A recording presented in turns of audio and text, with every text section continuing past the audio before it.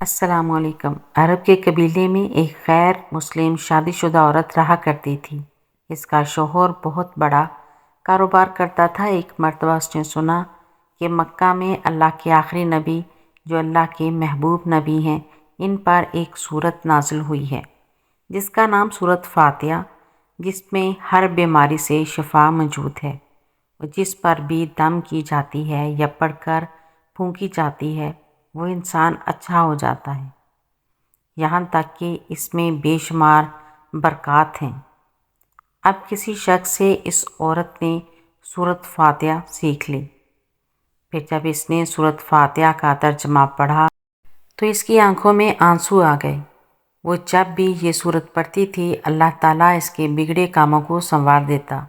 ایک دن اس کے بیٹے کو ایک خطرناک زہریلے بچھو نے کاٹ لیا۔ بڑے بڑے حکیموں طبیبوں کو بلوایا گیا۔ سب نے یہ کہہ کر جان چھڑوا لی کہ اس بچھو کا زہر بہت ہی خطرناک ہے، اس بچے کا ہم کچھ نہیں کر سکتے، تمہارا یہ بچہ بس کچھ ہی دیر کا مہمان ہے۔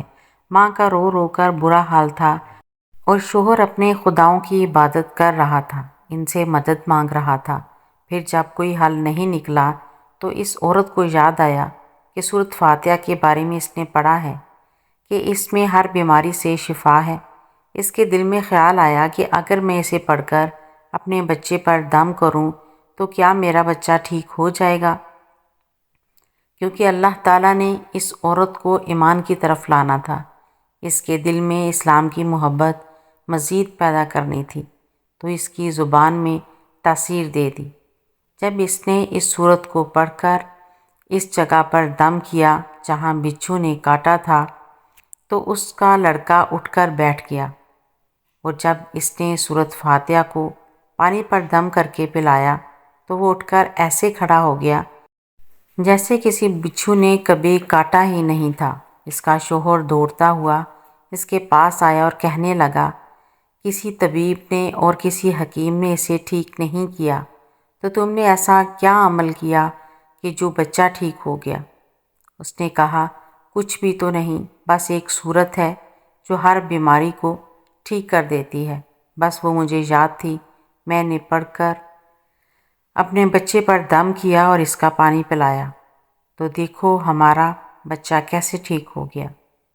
اس کا شوہر بجائے خوش ہونے کے اس سے ناراض ہو گیا کہ یہ تم کیا جادو ٹونے کر رہی ہو۔ اس کی بیوی کہنے لگی، زندہ صحیح سلامت ہے ہمارا بچہ، ورنہ ہم سے بچھڑنے والا تھا۔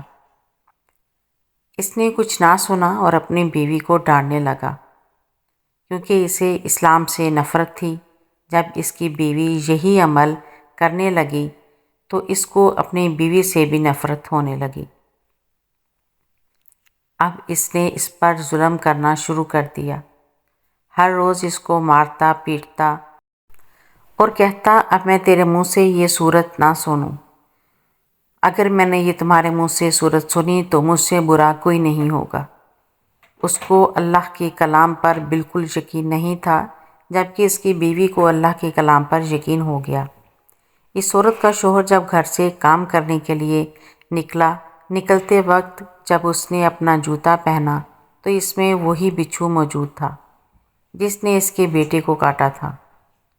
اس کے ڈنگ سے وہ بچہ تو بچ گیا مگر خود نہ بچ سکا۔ خاندان میں یہ خبر پہنچی تو کوہرام مچ گیا۔ اب شوہر دنیا سے جا چکا تھا۔ شوہر کے مرتے ہی اس کے گھر میں تو نوبت فاقوں تک آ گئی۔ وہ عورت قرض دار ہو کر رہ گئی۔ وہ بہت پریشان تھی۔ دل میں پھر وہی بات آئی کہ میں سورت فاتحہ کا ورد کرتی ہوں، کیا پتہ میری پریشانیاں بھی دور ہو جائیں۔ پھر وہ زور زور سے سورت فاتحہ پڑھنے لگی، چلتے پھرتے اٹھتے بیٹھتے سورت فاتحہ کا ورد کرتی۔ پھر یوں ہوا کہ 7 دن کے اندر اندر اس کو خوشخبری مل گئی کہ اس کے کاروبار کو سنبھالنے کے لیے اس کے شوہر کا دوست آ گیا ہے۔ جب دوست کو خبر ملی کہ دوست کی بیوہ کا کوئی سہارا نہیں ہے تو وہ اس کی بیوہ کے پاس آیا اور کہنے لگا، آپ فکر نہ کریں، وہ میرے بھائی کی طرح تھا، میں آپ کی مدد کروں گا اور جو بھی پریشانیاں ہیں وہ سب دور ہو جائیں گی۔ پھر اس شخص نے اس عورت کا سہارا بن کر اس کا پورا کاروبار سنبھال لیا۔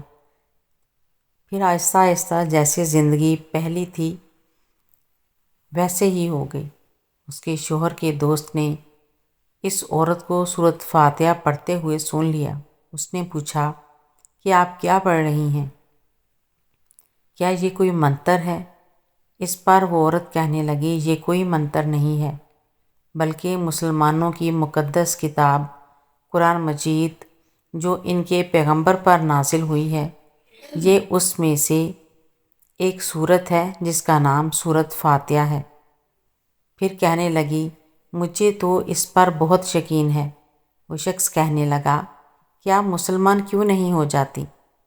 اگر اتنا ہی اس سورت کو مانتی ہیں۔ وہ مزید کہنے لگا کہ ایک سورت کی اتنی تاثیر ہے تو پورے قرآن کی کتنی تاثیر ہوگی۔